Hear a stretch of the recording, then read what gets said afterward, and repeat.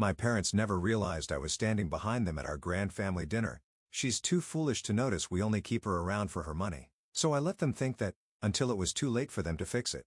The evening was grand, just as it always was. A long table covered in ivory linen stretched across the Camelot dining hall.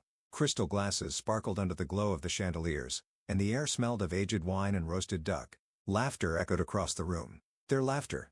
My parents, my aunts, my uncles, everyone I had believed was my family. They all sat there, wine glasses in hand, plates filled with food I had unknowingly paid for. I had stepped away from the table to take a phone call. When I returned, I paused behind the heavy velvet curtains, overhearing a conversation that shattered me. She's too stupid to notice we only keep her around for her money. My father's voice rang out, dripping with arrogance. The room erupted in laughter. My mother sighed dramatically, taking another sip of wine. Honestly, I thought she would have caught on by now. But, no. Our little idiot just keeps paying for everything. Happy to be included. A few of my cousins snickered. Pathetic, one of my uncles added. She actually thinks she belongs here. I couldn't breathe. The warmth of the evening vanished, replaced by a creeping cold that spread through my chest. I clutched the curtain's edge, my nails digging into the fabric as their words drilled into my skull. I had worked so hard. I built a business from the ground up. I thought they were finally proud of me. Instead, I was just their personal ATM. They didn't love me. They didn't even respect me. They were using me. I could have stormed in, confronted them, screamed at them. But as my pulse pounded in my ears, I forced myself to breathe. I swallowed the fire in my throat and let my face go blank. If they thought I was stupid, if they truly believed I was blind to their manipulation, then I would let them think that because they had just made the biggest mistake of their lives. I forced a smile and stepped back into the dining hall. "Everything okay?" My mother asked sweetly, like she hadn't just stabbed me in the heart. I nodded, keeping my expression neutral. "Just a business call." My father gave an approving nod. "Good girl.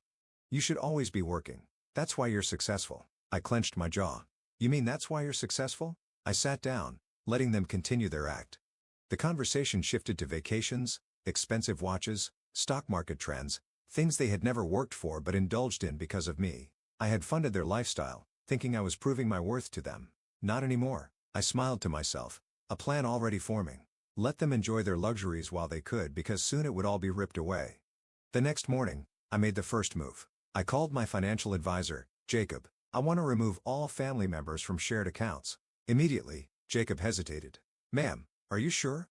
"That includes all of them," I said sharply. "Freeze all the cards except mine. If they try to use them, decline the transactions." By afternoon, my father called me, furious. "What the hell is going on?"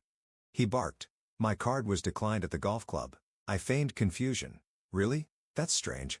He cursed under his breath. "Fix it now." I didn't. Instead, I watched as their illusion of wealth began to crumble. A week later, I attended a high-profile charity gala, one that my family had only gained access to because of me. They arrived in their designer wear, oblivious to the fact that tonight, their world would collapse. When it was my turn to speak, I walked to the stage, my heart pounding. I took a deep breath and smiled at the audience. "It's an honor to be here tonight, and I want to thank those who supported me, not because they wanted something from me, but because they believed in me." The room quieted. My parents shifted uncomfortably in their seats. I turned, my eyes locking onto my father. "Unfortunately, I've also learned that some people only love you when you're useful to them." A ripple of whispers spread through the crowd. "So, as of today, I am cutting all financial ties with those who took advantage of my success." Gasps. Murmurs. I saw my mother grip the tablecloth, her knuckles white. It was done. The morning after the gala, my phone was flooded with missed calls and unread messages, all from my parents. I didn't answer. Instead, I took a long sip of my coffee and watched as the chaos unfolded. By noon, my mother's name flashed on my screen again. This time, I picked up. "Hello." I answered, my voice calm, indifferent. "How dare you?" she screeched. "Do you have any idea what you've done? The bank froze our accounts. Our cards are getting declined. We can't even get into our country club." I swirled my coffee, leaning back in my chair. "Oh, that's strange," I said, my tone eerily similar to hers from the night at the dinner table. My father's voice boomed in the background. "Fix this. Now." I almost laughed at the entitlement dripping from his voice. I had funded their entire lifestyle, yet they still spoke to me like a child, like I owed them something. I tapped my fingers against the table. "I don't think I will," I said finally. Silence. Then, my mother's voice dropped to a sickly sweet tone. "Darling, I think there's been a misunderstanding. Why don't we sit down? And I heard everything. I cut in. My voice was calm, but cold. Another silence, but this time it was heavy. What? She whispered. I was standing behind you at the family dinner, I said, letting my words sink in. I heard you all. Every single word. My mother sucked in a breath. My father muttered something under his breath. Then, he cleared his throat. Look, sweetheart. You're overreacting. We were joking. Joking? That was their excuse? I let out a dry laugh. Joking? That's funny because you didn't sound like you were joking when you called me an idiot and said I was only useful for my money. No, honey. I hung up. Let them stew in their panic because this was only the beginning of their downfall. By the end of the day, their world was unraveling. Their luxury cars? Repossessed. Their lavish country club membership? Revoked. The mansion they flaunted for years? They received a final warning from the bank. Without my money paying their mortgage, they would lose it within weeks. And the best part?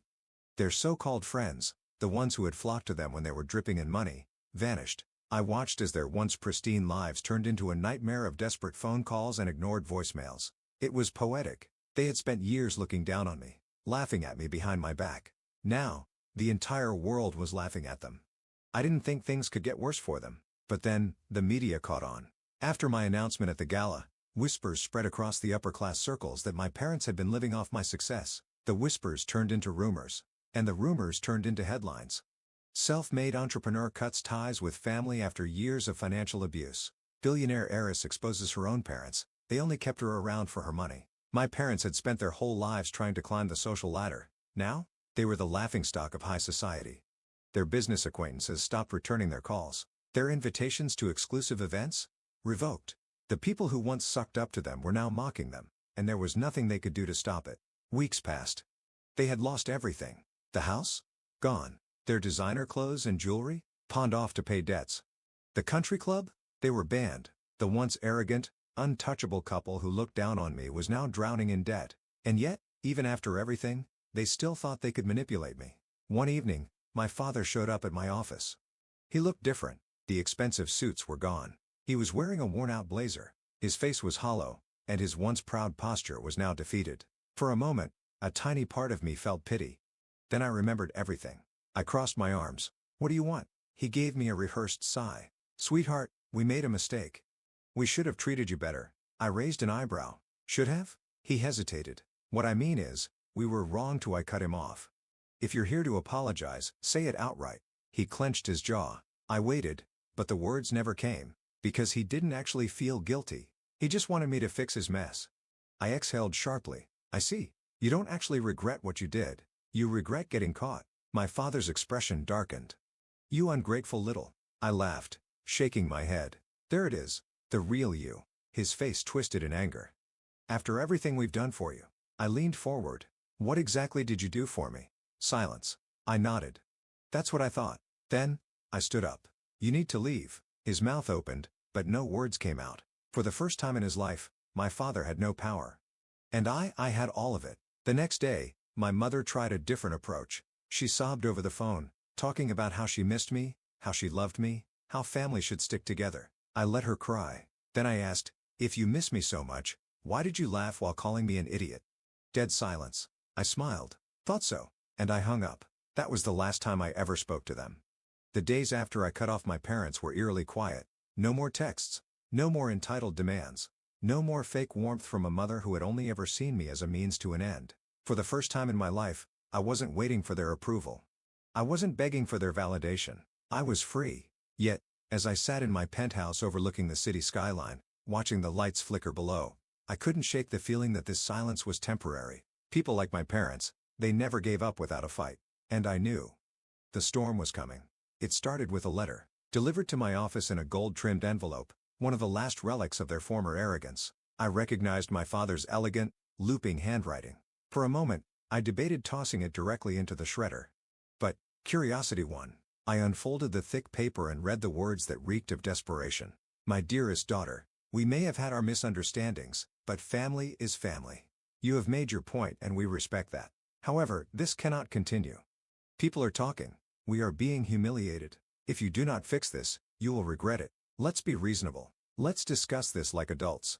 Come home. Your loving father. I let out a bitter laugh. Regret it? They still thought they had leverage over me. Still thought they could scare me into coming back. They didn't understand. The old me was gone. So I took the letter, crumpled it in my fist, and dropped it into the trash. Let them suffer. I owed them nothing.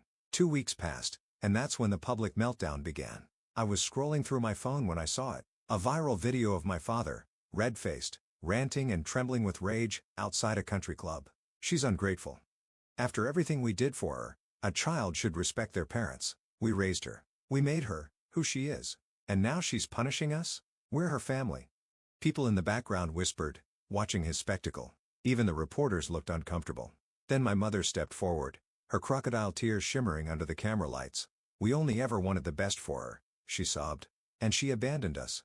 What kind of daughter does that? I stared at my phone, a slow rage bubbling in my chest. This was their final trick. Playing the victims, turning the world against me. But they underestimated one thing. The truth was on my side. That same night I made my move. I sat at my desk, opened my laptop, and began to type. A simple statement. Nothing dramatic. Nothing emotional. Just cold, undeniable facts. I was standing behind my parents at a family dinner when they laughed about how stupid I was, how they only kept me around for my money. I heard every word. They have used me for years. I have no regrets about cutting them off. I pressed post. Within minutes, my phone exploded with notifications. People weren't stupid. They saw right through my parents' lies. Comments flooded in. You don't owe them anything. Good for you. Stand your ground. Parents like this don't deserve forgiveness. And just like that, their final trick backfired. Days passed. My parents' reputations were in ruins. Their friends had abandoned them. Their influence was dead. And that's when they made their last, pathetic attempt to pull me back in. I was sitting in my office when my assistant knocked. Your mother is here, she said hesitantly. She looks bad. I sighed. Of course she was. I could have turned her away. I should have. But a part of me, the part that still wanted closure, said, let her in. And so, I did. My mother stepped into the office, her usual air of superiority gone. Her once perfect hair was disheveled, her eyes hollow, her designer clothes cheap and wrinkled. For the first time in my life, she looked small. She sat down across from me, hands trembling. She opened her mouth. And then, she sobbed. I don't know what to do, she whispered. We've lost everything. I watched her. Waited. This was her moment. Her chance to say the one thing that might make me reconsider. I'm sorry, I said for her, watching her face closely. She froze. Her lip trembled. And then she said it. You are never supposed to find out. My heart turned to stone. That was all I needed to hear. Not I was wrong. Not I regret hurting you. Just regret that she got caught. I stood up. We're done here. Her head snapped up. Wait. But I was already walking away. Because I had nothing left to say. The moment my mother walked out of my office that day, I knew it was over. Not just the financial cutoff. Not just the public humiliation. The emotional cutoff. For years, I had fought so hard to earn their love, to be seen as something more than just a bank account with a beating heart. I had told myself over and over that if I just proved my worth, they would change. But in that moment, watching my mother's desperate, hollow gaze, I realized something life-changing. They were never capable of change. Because people who see you as a resource don't suddenly grow a conscience when that resource is gone. And for the first time in my life, I was completely free. I didn't need to destroy them. They had already destroyed themselves. With no money, no status, and no connections, my parents' lives spiraled further into ruin. My father, once a man who sneered at people who worked lowly jobs, was forced to take a manager position at a cheap used car dealership. My mother, who once bragged about her luxurious shopping sprees, was now selling cheap knockoff jewelry online, desperately trying to maintain some sense of status. And my siblings? The ones who laughed at me that night at the family dinner? They turned on each other the moment the money dried up. I heard from distant relatives that my brother had moved in with a friend, and my sister was working retail. The house, the massive mansion that they had once mocked me for not fitting into? Gone. They had spent years living on my dime, thinking it would never run out. And now, they were learning just how cold the world could be when you had no one left to manipulate. A year passed. One peaceful, glorious year. My business had grown exponentially. I was thriving in ways I had never imagined. And then, one day, out of nowhere, I received a letter. Not from my parents. From my brother. It was short. Pathetic, really. I know we messed up. I know we hurt you. But we're family. Mom and Dad are struggling. We all are. If there's any part of you that still cares, help us, please. I stared at the words, my heart stone cold. They had nothing left. And now, when they had no more options, when the world had turned its back on them, They finally wanted to act like a real family? No, that ship had sailed. I folded the letter neatly, placed it back in the envelope, and tossed it into the fire. Because I knew the truth. They didn't want me. They wanted what I could give them, and I was done giving. Years passed. I built a life they never could have imagined. My company became one of the most successful in the industry. I had real friends, real love, real happiness. And my parents? They faded into irrelevance. The last time I heard about them, they were living in a tiny run-down apartment in a city they used to look down on. No power. No influence. No wealth. No status. And most importantly, no me. They had spent their entire lives belittling me, using me, draining me dry. And, in the end, they needed me more than I ever needed them. And that was the most satisfying revenge of all. Because I didn't have to destroy them. I just had to walk away, and they destroyed themselves. Game over.